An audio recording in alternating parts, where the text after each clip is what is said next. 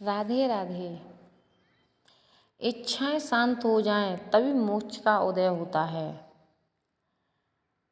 भगवान बाराह ने महामुनि ऋभु को चिन्मात्र भाव की भक्ति की प्राप्ति, भगवत प्राप्ति, भक्ति और मोक्ष साधनत्व आदि के विषय में बताया।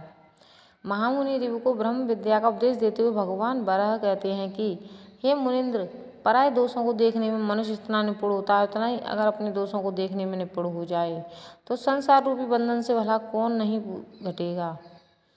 अर्थात सभी मुक्त हो जाएंगे। जिसे आत्मा का ज्ञान नहीं हुआ है और जो जीवन मुक्त नहीं हुआ है वही सिद्धियों का समूह चाहता है।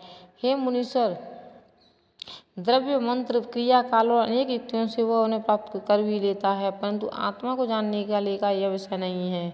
आत्मवेता पुरुष तो केवल आत्मा को ही देखता है, आत्मा में ही आत्मा के द्वारा सदैव तृप्त रहता है और अविद्या के पीछे नहीं दौड़ता। जगत के जितने भी पदार्थ हैं उन्हें ज्ञानी लोग अविद्या में ही समझते हैं। इसलिए जो पुरुष आत्मा को जानने वाला है, जिसने अविद्या छोड़ी है, वह अविद्या के पदार्थों में रत नहीं रहेगा।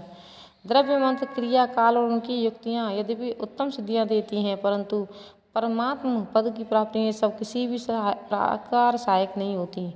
जब सभी इच्छाएं शांत हो जाती हैं तब मोक्ष का उदय होता है, और वह भाव होने के बाद सिद्धि की इच्छा कैसे उत्पन्न हो सकती है, क्योंकि उस अवस्था में चित्त तो होता ही नहीं है। जब तक प्राणी विषयों की भोग शक्ति से मुक्त नहीं होगा तब तक मोक्ष तक कैसे पहुंच सकता है, क्योंकि विषय से विरक्तता का ही मोक्ष व्यक्ति आ जाए वही जीवन उपयुक्त है। धन्यवाद।